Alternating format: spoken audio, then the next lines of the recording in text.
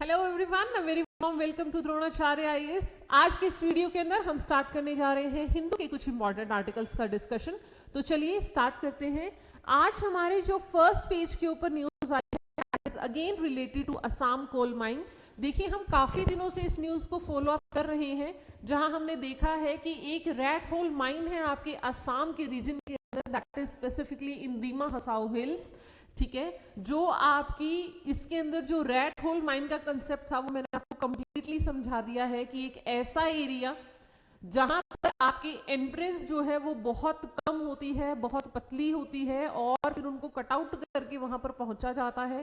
ठीक है, उसमें से बाहर आने का रास्ता और जाने का रास्ता दोनों ही बहुत डिफिकल्ट होते हैं। इस असम माइन के अंदर काफी दिनों से आपके लेबर्स फंसे हुए हैं। कुछ दिन पहले एक नेपाली लेबर की जो है बॉडी रिट्रीव की गई थी और 3 और बॉडीज उसमें से रिट्रीव फिर से हुई है। देखिए, ये न्यूज जो है आपके लिए ये केस स्टडी फॉर श्योर बनने वाली है, बिकॉज काफी दिन हो गए हैं लगातार पेपर में आ रही है चीज।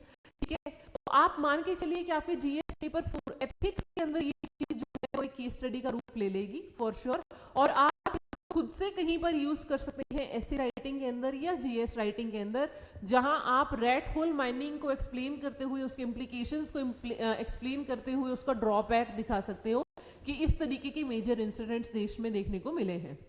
बात करें अगर प्रीलिम्स के पॉइंट ऑफ व्यू से, तो अगेन इस एरिया की लोकेशन इंपॉर्टेंट है, that is Dima Hasao hills, जो आपका असम और मेघालय का बॉर्डर है, वहां के आसपास का रीजन जो है वो इंपॉर्टेंट हो गया है इसकी वजह से। क्लियर है जी? तो पहले पेज से हमारे लिए आज यही चीज है जो सबसे इंपॉर्टेंट है। एक ही इमेज आई है बड़ी ही खूबसूरत सी, नैनी ब्रिज की है, यमुना रिवर के ऊपर, प्रयागराज उत्तर प्रदेश के अंदर। देखिए, प्रयागराज वैसे भी न्यूज में है क्योंकि कल से वहां पर महाकुंभ का आयोजन स्टार्ट होने जा रहा है। ठीक है, और महाकुंभ जैसा हम बार बार डिस्कस कर रहे हैं that it is one of the unique events in the complete history of Indian history के अंदर, पूरा ही आज तक के इतिहास का ये सबसे बेहतरीन कह सकते हैं और सबसे एंशिएंट ट्रेडिशन है जो हमारा आज तक चलता आया है।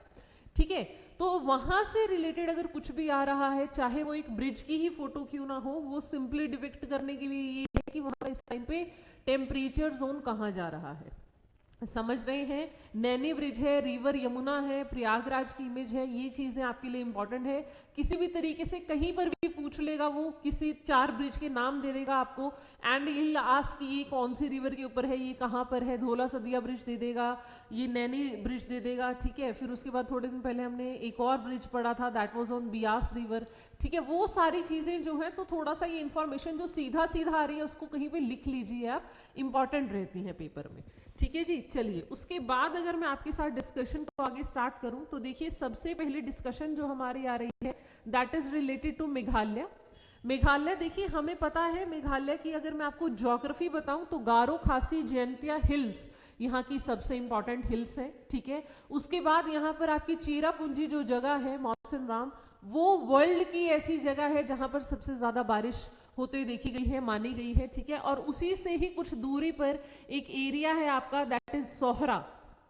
ठीक है, जहां पर देखिए ये लिखा भी हुआ है द मोस्ट पॉपुलर चेरापूंजी, उसके पास ही है Sohra is one of the rainiest places on earth and about 54 kilometres from Shillong. Meghalaya की कैपिटल है शिलोंग। अब ये आर्टिकल क्या कह रहा है, देखिए इस आर्टिकल के अंदर मेजरली वहां के जो सीएम है वो विजिट करने गए हैं कुछ प्लेसेस को कैबिनेट के साथ। ठीक है, वो जगह क्या है वो इंपॉर्टेंट है, जो ट्रैक है वो सीज विलेज को जाता है, और ये जो सबसे इंपॉर्टेंट चीज इसमें निकल कर आ रही है दैट इज अबाउट दिस ओंकार लिविंग ब्रिज। ठीक है, यहां पर आप इस इमेज के थ्रू देख सकते हैं, आपके इसके अंदर प्लांट्स के रूट्स ऊपर की तरफ आ जाते हैं, और ये स्ट्रक्चर पूरे भारत में सिर्फ मेघालय में देखने को मिलता है आपको। ठीक है, जहां पर ब्रिज की जो आपकी जो ट्रीज की रूट्स हैं वो इतनी लंबी होती हैं, इतनी चौड़ी होती हैं कि वो बहुत ही सॉलिडिफाइड फॉर्म में होती है, एंड उनकी वजह से लिविंग रूट ब्रिज माना जाता है। ठीक है, उनको मिला के एक एंड से दूसरे एंड तक 300 साल पुरानी परंपरा है देखिए, और उसके अंदर आपके लिविंग रूट ब्रिज बनते हैं। तो आपको ये क्वेश्चन सीधा पूछ लिया जाता है पेपर में कि living root bridges are found in which state of the country. ठीक है, कि किस रीजन के अंदर हमें ब्रिजेस जो है वो देखने को मिलते हैं। तो आपको पता होना चाहिए कि भारत में ये चीज आपको मेघालय में देखने को मिलती है, राइट। और यहाँ पर जो काम किया जा रहा है that is by mister war, जो यहीं के एक रेजिडेंट हैं। एंड इस आर्टिकल के अंदर उन्होंने पूरी बताई है कि ये जो रूट ब्रिजेस है they show the patience and dedication required to create something sustainable.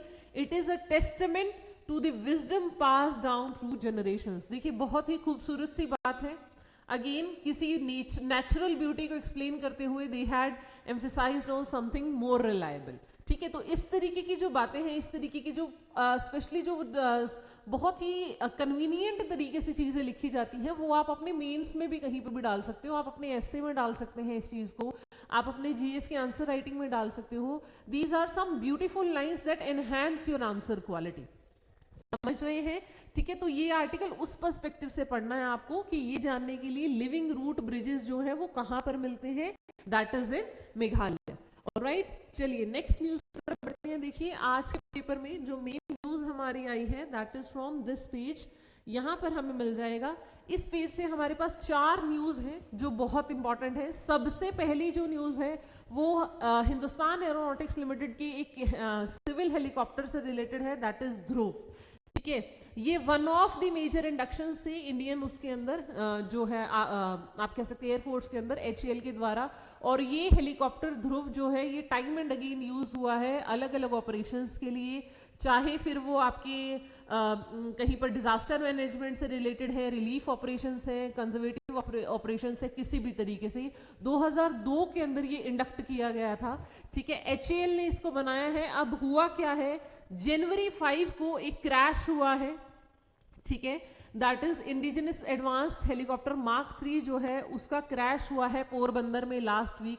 उसके बाद से ये कह दिया गया है कि सिविल ऑपरेशंस जो है वो सारे के सारे आप ध्रुव इसके रोक दीजिए। अभी फिलहाल के लिए आप HAL ने बोला है कि कहीं पर भी आप सिविलियन पर्पस के लिए स्पेसिफिकली HAL के ध्रुव हेलीकॉप्टर को यूज ना करें, उसको एक बार रिट्रीव करने दे, दोबारा से सब कुछ चेकआउट करने दे कि किस तरीके से क्रैश हो गया, क्योंकि ऐसा कुछ स्पेसिफिकली देखने को मिला नहीं था, ठीक है। उसके बाद इसके अंदर कुछ रिपोर्ट्स आई हैं कि सिर्फ 20 क्रैश हुए हैं आपके लगभग 24 साल के इतिहास में, ठीक है। And these have been due to operational reason because of the extreme conditions, चाहे लो विजिबिलिटी हो, ठीक है, या फिर आपके जो कंट्रोल रोड्स है उनके ब्रेकडाउन होने की वजह से। लेकिन इस तरीके का जो अभी जो हुआ है उसकी प्रॉपर इंक्वायरी होनी है कि क्या रीजंस रहे हैं, क्या दिक्कत आई है, उसके बारे में है। तो आपको यहाँ से याद क्या रखना है, हेलीकॉप्टर ध्रुव याद रखना है, जो आपको पता होना चाहिए कि इंडिया के अंदर वन ऑफ द मेजर जो बिल्कुल इनिशियल लेवल पर डेवलप्ड है हमारे, ये HAL के द्वारा डेवलप किए गए हैं और सिविल ऑपरेशंस के लिए काफी टाइम से यूज होते आए हैं। इनफैक्ट हमने 2023 के अंदर ही मॉरिशियन पुलिस फोर्स को भी हमने ध्रुव दिया था, ठीक है। देखिए यहाँ लिखा है the HAL also handed 1 Dhruv to government of Mauritius फरवरी 2021 के अंदर। तो ये one of the most prominent में से रहे हैं हमारे, जो हमने रिलेशनशिप बिल्ड करने में भी यूज किए हैं। क्लियर है जी। उसके बाद देखिए नेक्स्ट जो आपकी ये इंपॉर्टेंट न्यूज है, ये बहुत इंपॉर्टेंट न्यूज आ रही है, डी नोटिफाइड ट्राइब्स को लेकर न्यूज है। देखिए ये क्या है पूरा मामला, ये समझने की कोशिश करेंगे। आपके सेंटर की एक प्रोग्राम है दैट इज सीड, और उसके अंदर जो आपके ट्राइब्स हैं वो सर्टिफिकेट लेने की बात कर रहे हैं और कह रहे हैं कि इडाटे कमीशन की रिपोर्ट को जो है वो सही तरीके से फॉलो अप किया जाए। Now we will try to understand कि पूरा मामला है क्या। देखिए यहाँ पर लिखा हुआ है रामजी इडाटे की चेयरमैनशिप के अंदर 2017 में एक रिपोर्ट पब्लिश होती है जिसके अंदर ये बताया गया था कि आपके देश के अंदर डी नोटिफाइड ट्राइब्स कितनी हैं, सेमी नोमैडिक ट्राइब्स कितनी हैं और नोमैडिक ट्राइब्स कितनी हैं, ठीक है।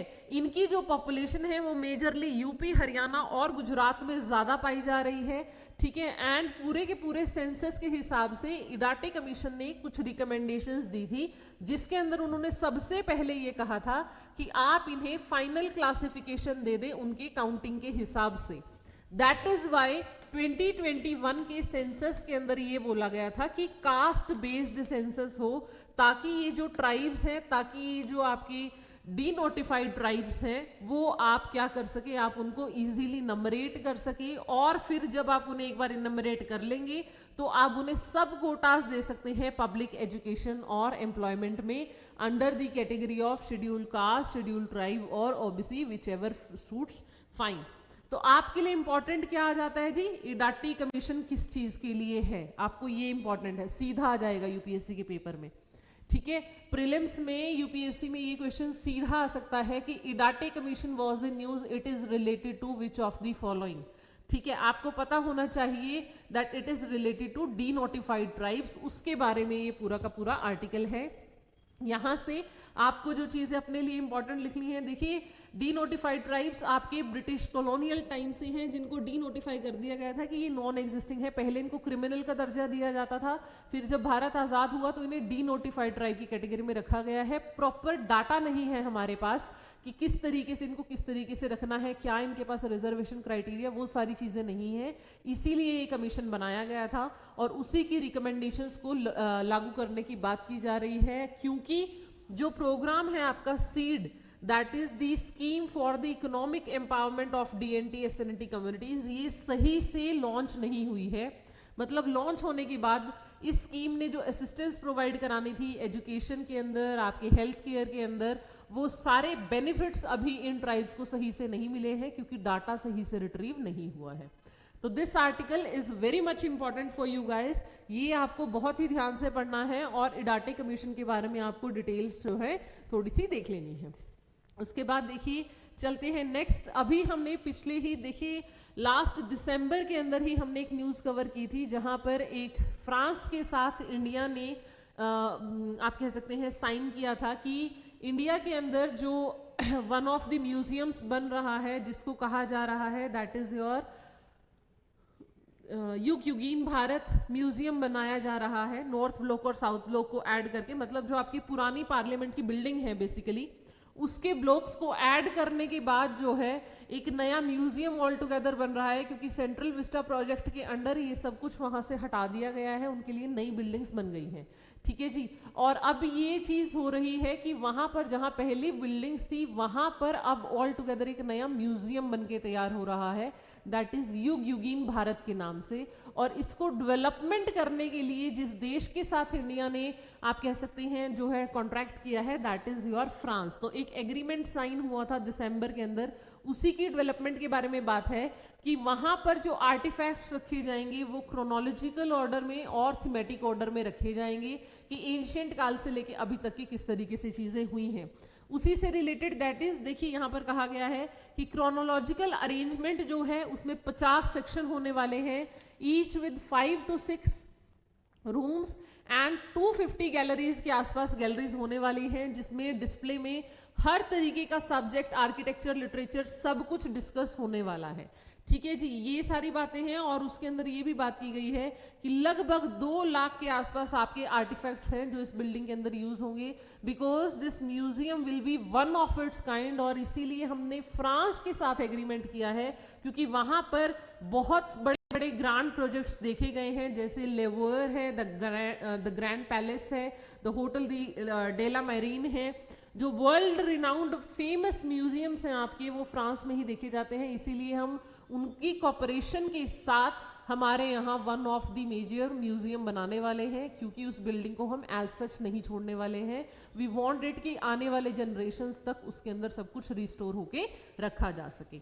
समझ रहे हैं? तो ये आपके लिए सीधा ऐसे इंपॉर्टेंट हो जाएगा कि किस देश के साथ मिलकर इंडिया जो है म्यूजियम बना रहा है, फ्रांस के साथ। नाम क्या है? युग युगीन भारत, सिंपल। ठीक है, अगर आप उसकी थोड़ी डिटेल्स देखना चाहते हैं कि नॉर्थ ब्लॉक साउथ ब्लॉक पहले क्या था, कहाँ पर, वो सब कुछ इस आर्टिकल में दिया हुआ है कि नॉर्थ ब्लॉक के अंदर जो है वो बिल्डिंग्स किस तरीके से कंप्लीट होंगी और साउथ ब्लॉक में क्या होगा। पहले यहाँ पर फाइनेंस मिनिस्ट्री, डिफेंस मिनिस्ट्री, इनके ऑफिस थे, अब वो शिफ्ट हो चुके हैं। क्लियर है जी?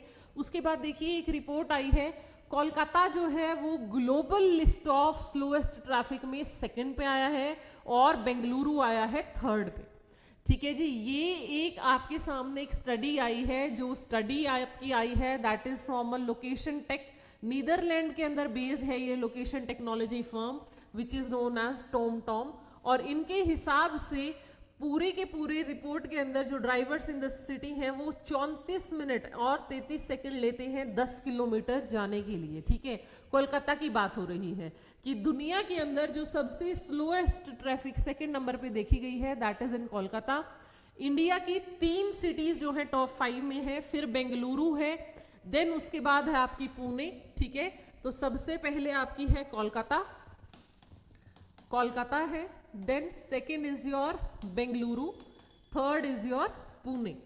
ये तीनों चीजें यहां पर मेंशन्ड है, ठीक है। अगर वर्ल्ड वाइड देखें तो बेरेनिकुला सिटी है और लंदन है, वो फर्स्ट नंबर पे बेरेनिकुला है, फिर 2, 3, 4 पे हम हैं और फिर 5th पे लंदन है। इस तरीके से ये पूरी स्टडी पब्लिश हुई है जिसके अंदर ये दिखाया गया है।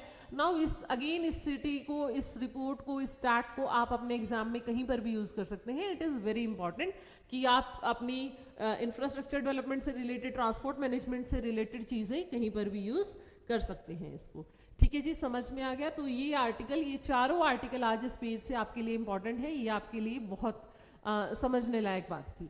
चलिए नेक्स्ट आर्टिकल की तरफ चलते हैं। अगला जो हमारा आर्टिकल आया है, देखिए कुछ इमेजेस आई हैं जहां पर विशाखापट्टनम के अंदर जो है वो नेवी की तरफ से पूरा का पूरा शो आउट हुआ है। ये आप सिर्फ इमेजेस देख सकते हैं, यहाँ से थोड़ा सा इसको पढ़ सकते हैं कि अपने ऑपरेशनल एक्सीलेंस को दिखाने के लिए नेवी की ईस्टर्न कमांड ने एक शो आउट किया है। वो सारी चीज़ें यहाँ पर इमेजेस जो आई हैं वो उसी से रिलेटेड है, क्लियर है। Now we move to science page.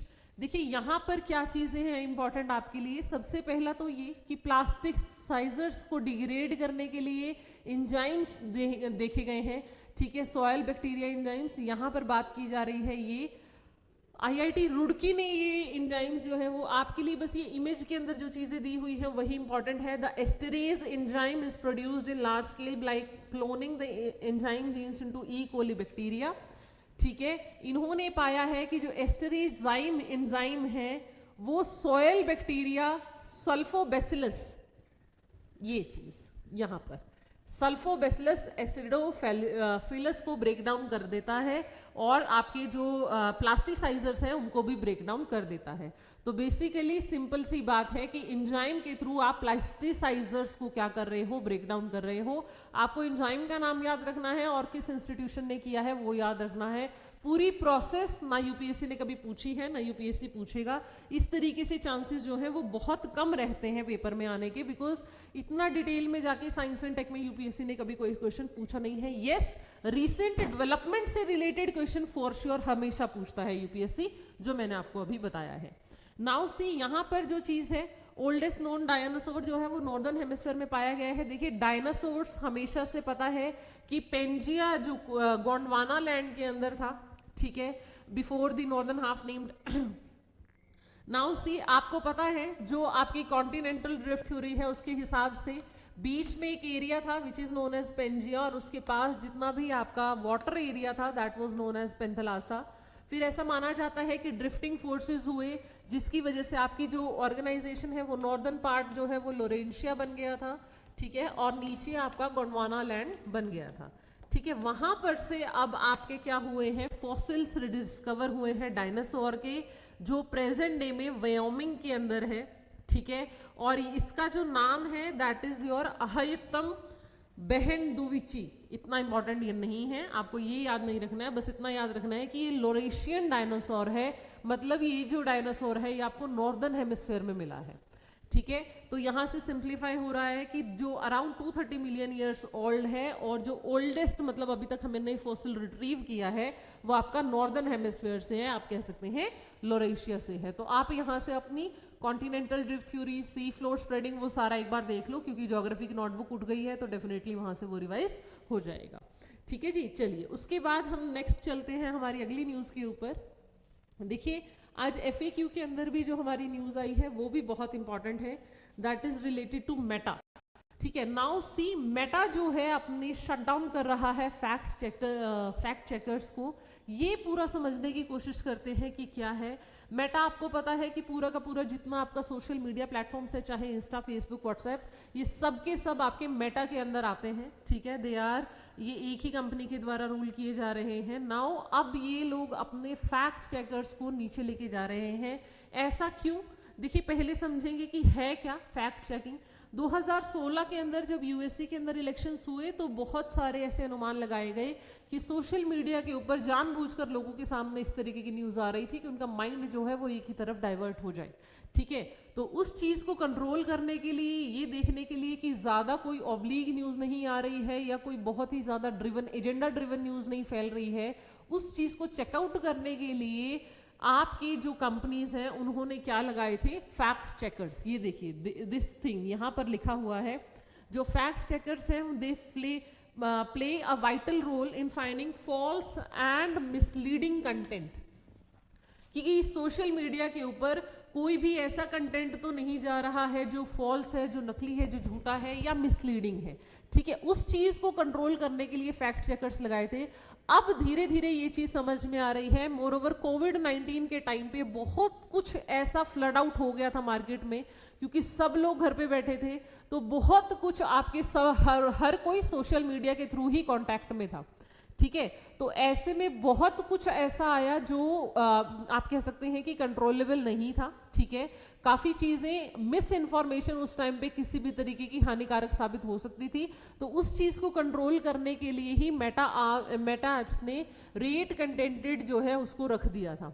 Now अब वो चाह रहे थे कि फैक्ट चेकर आए और वो सजेस्ट करें यूजर्स को कि ये सही है या नहीं है और उसके बेसिस पर अपनी चीज़ें कर सके, ठीक है। अब क्या चीज आई है सामने, नाउ अब ये लोग शिफ्ट हो रहे हैं कम्युनिटी नोट्स की तरफ।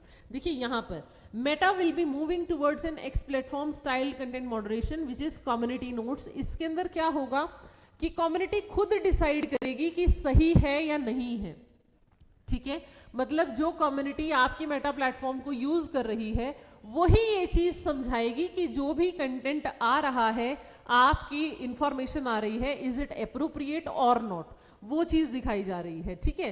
तो while crowd sourced fact checking जो है वो बेटर वे दिख रहा है, क्योंकि जिन्होंने देखना है अगर वही लोग इसको कंट्रोल आउट कर लेंगे तो ज्यादा बेहतर है।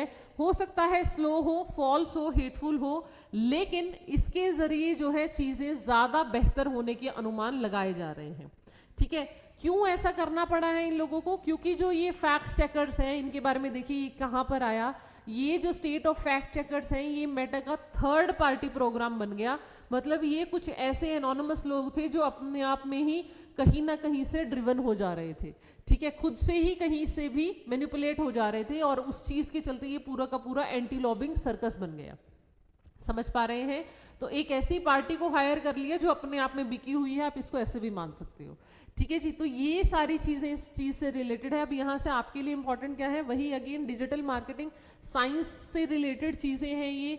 आपको पता है कि सोशल मीडिया इस टाइम पे इतना वल्नरेबल हो चुका है कि आप सिर्फ अपने फोन के पास बैठ के कुछ बोलते हो कि हाँ ये वेब सीरीज अच्छी है या ये मुझे ये चीज चाहिए, and next how you use any social media app, आपके रिकमेंडेशंस में वो चीज ऑटोमेटिकली शो अप होने लग जाती है, because you have given access to speaker on your phone, और वो चीज ऑटोमेटिकली क्लिक हो जाती है, ठीक है ना। वो आपका रीड कर लेता है, और जैसे ही आप ऐप खोलते हो तो उसके अंदर रिकमेंडेशंस, चाहे आप यूट्यूब चला रहे हैं, आप सोशल मीडिया पे इंस्टा या फेसबुक या जो भी आप मीडिया यूज कर रहे हैं, वहां पर ऑटोमेटिकली आपको उसके एडवर्टीजमेंट्स पॉपअप होना शुरू हो जाएंगी, ठीक है। आप किसी मूवी के बारे में बात करेंगे, किसी गाने के बारे में बात करेंगे, वो आपके सोशल मीडिया हैंडल पे आपको दिखना, फीड के अंदर बार बार दिखना शुरू हो जाएगा।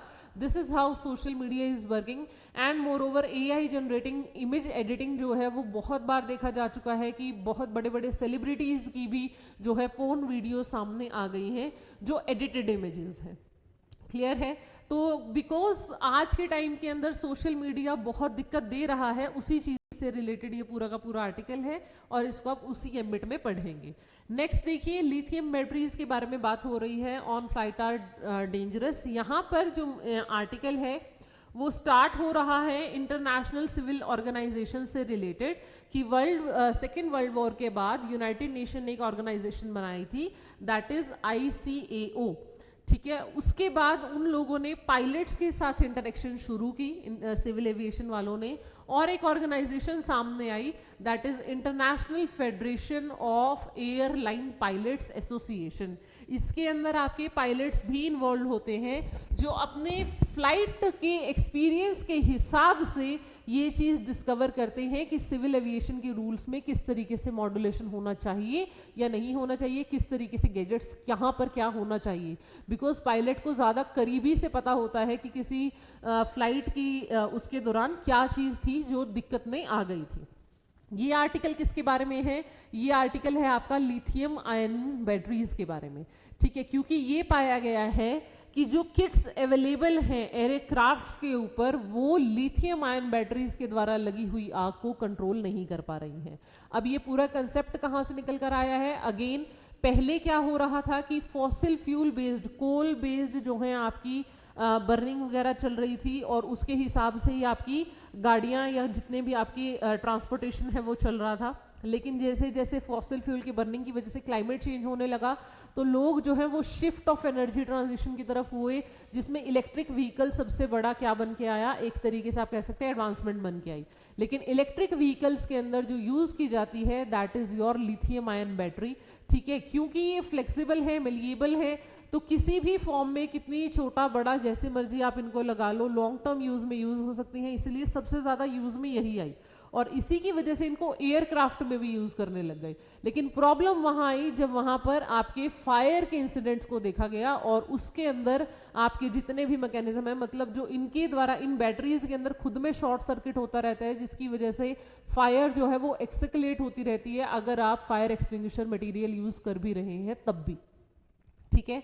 तो दैट इज हाउ ये आर्टिकल आपको पूरा उसी के बारे में बता रहा है। देखिए यहाँ पर 3 पोजीशन बताई गई है कि आपकी जब लिथियम आयन बैटरी बर्स्ट करती है फ्लेम्स में तो टॉक्सिक फ्यूम्स आती हैं, burns violently and hard to put out, ठीक है। उसके बाद जो है दूसरी बात यहाँ पर बताई गई है कि कॉकपिट के एरिया में जहाँ पर बेसिकली सिर्फ आपके जो पायलट्स होते हैं वो लोग प्रेजेंट हैं, तो उसके अंदर भी ये बताया गया है कि आपकी सेफ्टी फायर किट्स जो है वो उतना काम अच्छे से नहीं कर पाई है। इस पूरे आर्टिकल की कंसर्न जो है वो सारी सेफ्टी ओरिएंटेड है कि फायर मैकेनिज्म के अंदर जब आप लिथियम आयन बैटरीज को यूज कर रहे हैं तो वहां पर जो आपका फायर रिटार्डेंट मैकेनिज्म है वो सही से काम नहीं कर पा रहा है और वही जो है दिक्कत का कारण बन रहा है।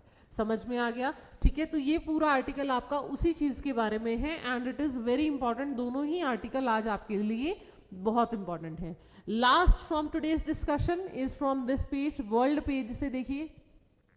एक तरफ बांग्लादेश की न्यूज़ है जहां पर ये कहा गया है कि जो वायलेंस हुई है पिछले साल वो ज़्यादातर पॉलिटिकल इन नेचर थी, ठीक है। क्योंकि क्लैशेस के दौरान जितनी भी 20 इंसिडेंट्स रिपोर्ट हुए हैं उसके अंदर ज़्यादातर लोग जो हैं वो पॉलिटिकली मोटिवेटेड दिखाए, ना कि खुद से ओरिजिनेट हुए, ठीक है। तो ये एक स्टडी आई है। और दूसरी तरफ आपको पता है एलए के अंदर जो वाउंड फायर्स लगी हैं, वाइल्ड फायर, जो हम 2-3 दिन से कवर कर रहे हैं, जिसके पीछे रीजन जो है that is your again climate change, ठीक है। तो आपको मैंने ये पहले ही बोल दिया है कि एलए की जो लोकेशन है अपने मैप के ऊपर प्लीज मार्क कर लीजिए। आसपास आपके जो डेजर्ट्स हैं, जो आपके कोल्ड करंट वगैरह हैं, जैसे कैलिफोर्निया के पास है ये, तो कैलिफोर्निया करंट वो सब कुछ, वो सारा कुछ आप अपने जोग्राफिकल मैप के ऊपर लोकेशन में डाल लीजिए।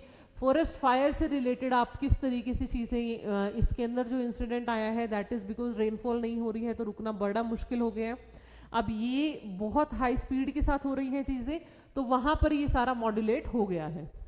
Last in the league is regarding to Pakistan and China, जहाँ पर वो CPEC 2.0 की तरफ गए हैं, that is China Pakistan economic cooperation, ठीक है। चाइना और पाकिस्तान ज़्यादा बेहतर स्ट्रॉन्ग टाइज की तरफ मूव अहेड कर रहे हैं, उसी से रिलेटेड उनकी मीटिंग हुई है। Now see these two are biggest neighbour around, ठीक है, जो हमें शायद कल को चल के ट्रबल दे रहे हैं या उनके साथ हमारे जो टाइज हैं वो हमेशा टेंस्ड फॉर्म में रहे हैं।